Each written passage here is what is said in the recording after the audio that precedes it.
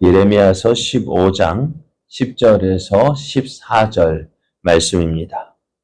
내게 재앙이로다 나의 어머니여, 어머니께서 나를 온 세계에 다투는 자와 싸우는 자를 만날 자로 낳으셨도다.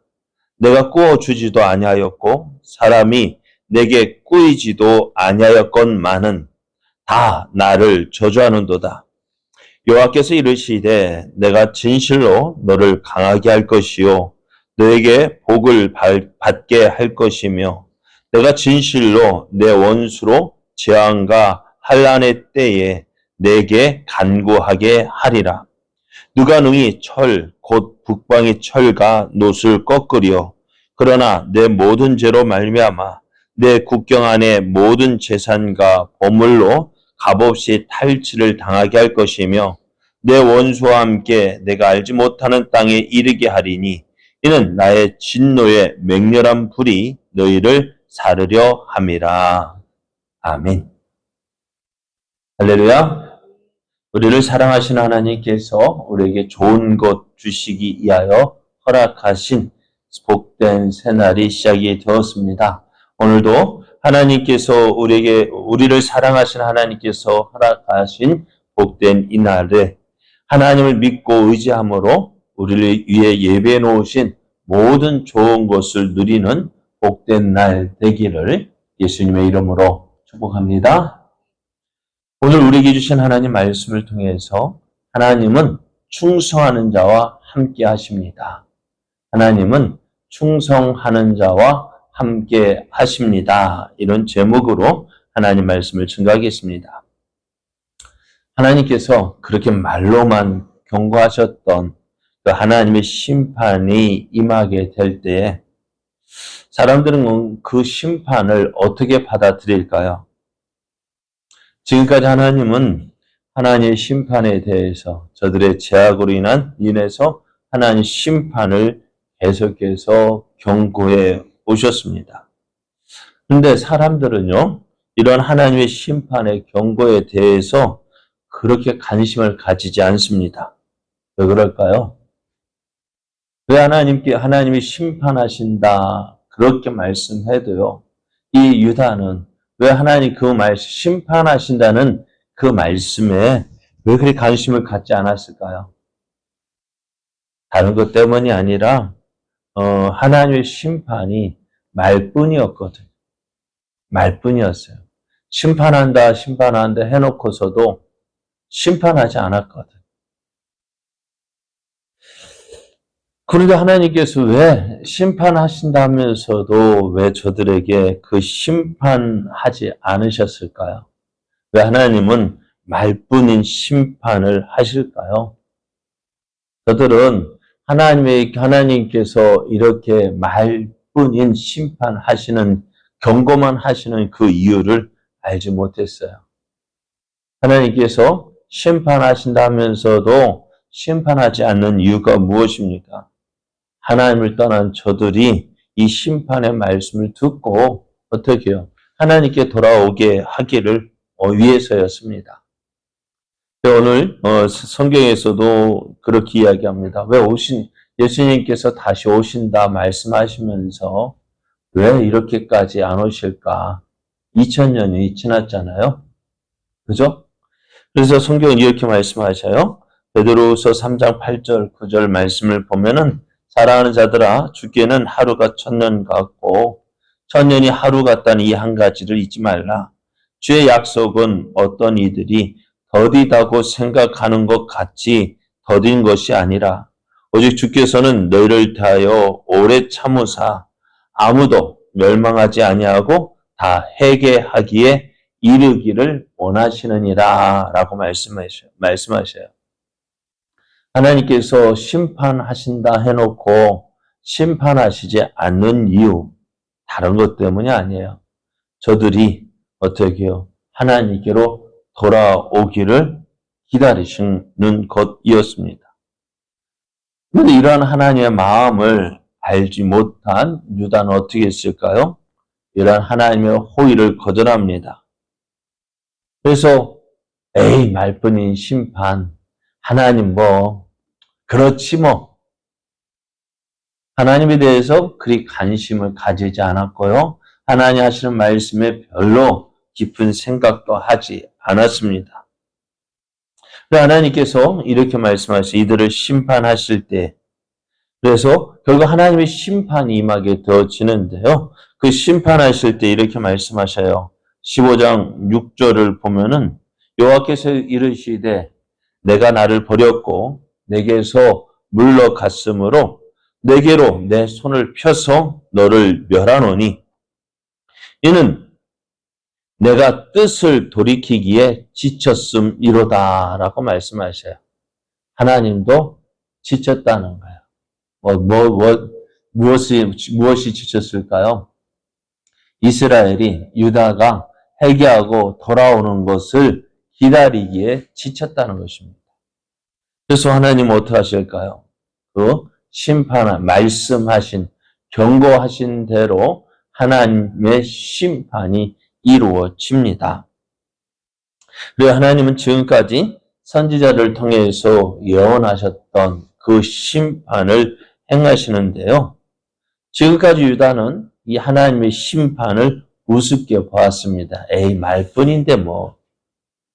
그런데 하나님의 심판, 지금까지 말로써 경고했던 그 심판이 임할 때 저들은 하나님의 심판이 얼마나 무서운 것인지를 알게 됩니다. 예레미야도요, 지금 자신의 입을 통해서 예언된 그 하나님의 심판이 예언된 그대로 이루어질 것을 알고 있어요. 그런데 어떻게 될까요? 사람들은 어떻게 할까요? 사람들은 예레미야가 예언한 심판대로, 예언한 그 하나님 말씀대로 그 하나님의 심판이 이루어지게 될 때 저들은 어떻게 했을까요? 오늘 10절 말씀을 보면 이렇게 말씀해요. 내게 재앙이로다 나의 어머니여 어머니께서 나를 온 세계에 다투는 자와 싸우는 자를 만날 자로 낳으셨도다. 내가 꾸어주지도 아니하였고 사람이 내게 꾸이지도 아니할 것만은 다 나를 저주하는도다 라고 이야기해요. 하나님의 심판이 이루어질 때 사람들은 말씀하신 대로 심판이 이루어졌구나. 내가 우리의 자신들의 잘못을 알아야 하잖아요. 이 심판이 무엇 때문에 임했는지 저들이 알아야 되잖아요. 그런데 어떻게 했을까요? 아방 때에 엘리야가 아방이 찾아가서 내가 믿는 하나님의 이름으로 맹세하느니 내가 말하기 전까지는 이 땅에 비와 이슬이 내리지 않겠다 할 때에 그 말을 할 때 아방은 어떻게 했을까요? 우습게 생각했습니다. 무슨 네 말대로 되겠냐라고 생각을 했어요. 그래서 이제 엘리야는 그 아방을 피해서 그리 시냇가로 숨었습니다. 그런 동안 어떻게 했을까요? 비가 내리지 않습니다. 이슬도 내리지 않습니다. 그러는 가운데 이제 그리 시냇가도 물이 마르는 거예요. 그래서 이스라엘 땅을 지나서 시돈 땅으로 도망을 갑니다. 그것도 있어 3년을 지나는데요. 그 3년이 지난 후 엘리야가 아방을 만날 때 아방이 생각해야 되잖아요. 왜 이 비가 내리지 않을까? 아방이 그 생각을 해야 되는데 우리가 하나님을 믿지 않고 하나님을 섬기지 않고 바알과 아세라를 섬겼기 때문에 이렇게 비가 내리지 않는구나. 그것을 생각해야 되잖아요. 그런데 어찌 되었을까요? 아방이 엘리야를 만났을 때 이스라엘을 괴롭게 하는 자여 너냐라고 말하잖아요. 왜요? 왜 엘리야가 이스라엘을 괴롭게 하는 자입니까? 엘리야가 비가 내리지 않겠다라고 말하니까요. 그 말도 되었거든요.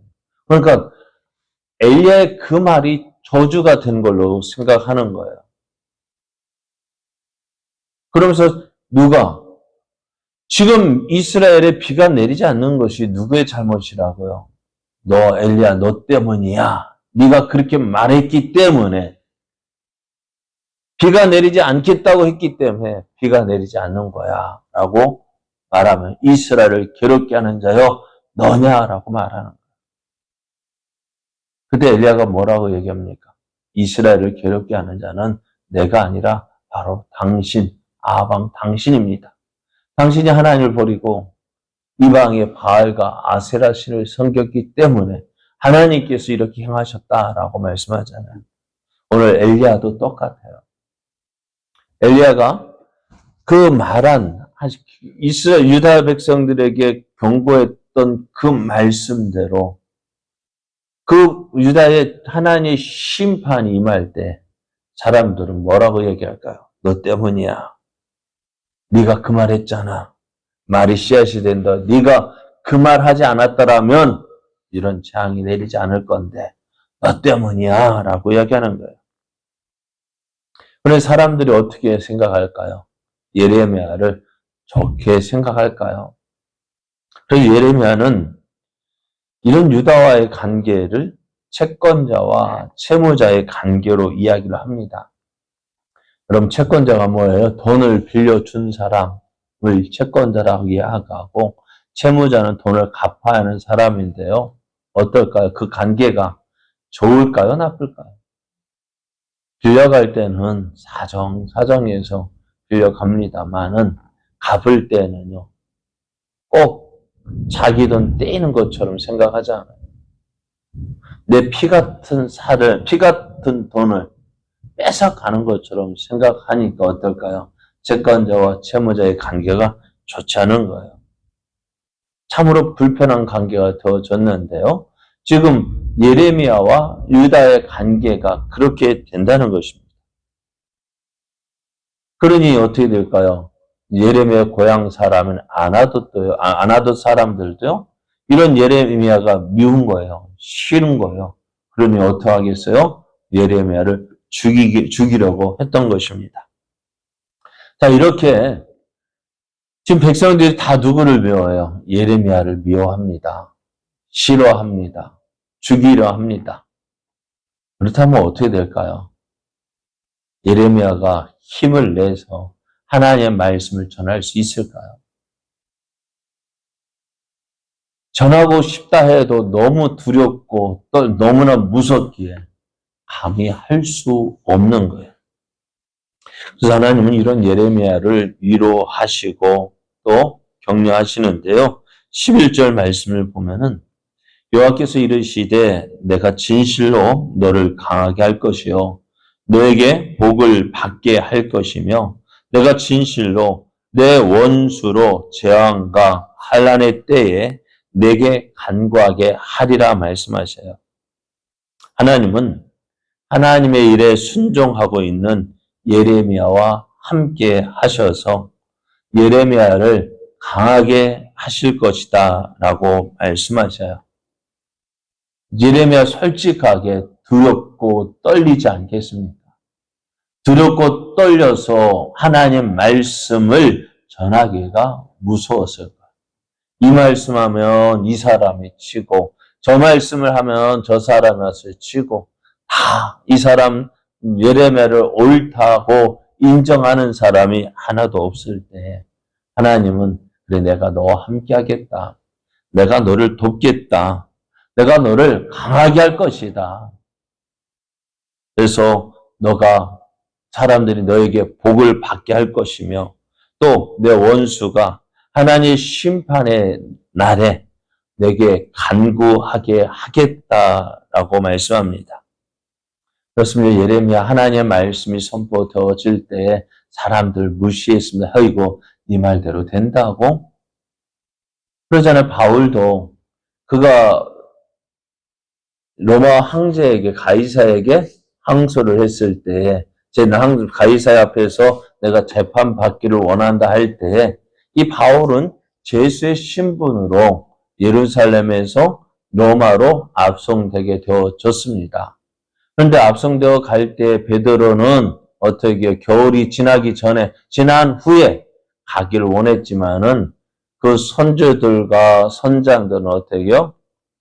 하루빨리 가서 겨울을 지나가기를 거기에서 어디입니까? 거기서 겨울을 나기를 원했던 거예요. 그렇게 바울의 말을 듣지 않고 배를 급히 이제 항해하다가 어떻게 해요?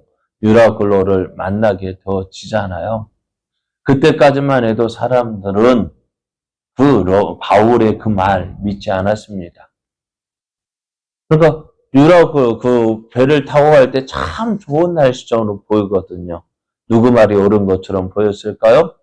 선주와 선장들의 말이 옳은 것으로 생각했습니다. 그러나 유라굴로를 만났을 때 어떻게 됐을까요? 저들은 두려워합니다. 그런 저들에게 바울이 뭐라고 얘기합니까? 내가 믿는 하나님께서 오늘 우리의 생명에는 지장이 없다고 말씀하셨다.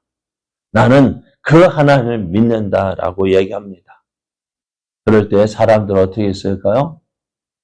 그 바울의 말을 듣는 것처럼 예레미야도요. 하나님은 하나님에 대해 헌신하는 그 예레미야와 함께 하셨고 그를 모든 사람들 가운데 높여주십니다. 그래서 예레미야 38장 14절 이하를 보면은요. 시드기야 왕이요. 예레미야에게 도움을 청합니다. 내가 어떻게 하면 되겠느냐라고 묻습니다. 그래 오늘 예수를 믿고 하나님 말씀대로 행하기를 원할 때 항상 좋은 일만 있는 것이 아닙니다. 때로는 어려움도 있어요. 예수 믿는 것 때문에 많은 어려움도 있을 수 있습니다. 거기에다가 예수 믿으라고 전한다면 어떻게 되어질까요? 사람들이 미운 거 본 것처럼 아주 믿게 보고 많은 핍박도 받을 수 있습니다. 예수 믿는 것 때문에 어려움을 당하잖아요. 저도 말씀드리지만 다 좋은데 뭐 한 가지 때문에 예수 믿는다는 그 한 가지 때문에 어려움 당하잖아요. 그러나 오늘 그 어려움을 당할 때 우리가 기억해야 될 것이 바로 오늘 이 말씀입니다. 하나님은 하나님을 믿고 하나님의 일에 헌신하는 자와 함께 하셔서 그에게 복을 주시고 그를 모든 사람들 가운데 높여 주신다는 것입니다. 이 사실을 믿고 오늘 우리에게 주어진 이 자리, 우리의 주어진 삶의 현장에서 하나님의 약속을 믿고 충성하고 헌신을 하는 자가 되어야 합니다. 어렵기 때문에 힘들기 때문에 믿음대로 사는 거 포기해서는 안 돼요. 많은 사람이 어려움 때문에 이 핍박 때문에 믿음으로 사는 것 포기합니다. 아니 그런 어려움도 당하기 전에 지혜 짐작해서 이렇게 하면 안 되겠지. 왜 안 돼요? 이렇게 하면 사람들이 싫어할 거야. 사람들이 미워할 거야. 사람들이 어떻게 볼까? 그래서 어떻게 할까요? 믿음으로 살지 않아요. 그럼 어떻게 되어질까요? 하나님이 함께 하실 수가 없는 거예요. 하나님이 도와주고 싶어도 도와주실 수가 없는 거예요. 하나님 믿고 하나님 의지해야 하나님이 도와주시는 그 역사가 있을 텐데 도저히 하나님 믿지 않잖아요. 믿음으로 살지 않잖아요. 그러니 어떻게 하나님께서 도와주실 수 있겠습니까? 믿음으로 살아야 그 믿음대로 되어지는 거 보여줄 거 아니에요. 하나님 말씀에 헌신 믿고 그 말씀 따라 행해야 그 말씀대로 되어지는 거 보여줄 거 아니에요. 그래서 하나님이 살아계신 보여줄 거 아니에요. 그런데 믿음대로 살지도 않고요. 말씀에 순종하지도 않고요. 아예 처음부터 지레짐작, 무섭다, 두렵다, 말씀 다른 사람은 어떻게 볼까 염려하는 것 때문에 아예 지혜롭게 살아야지. 어떻게 지혜로운 거예요?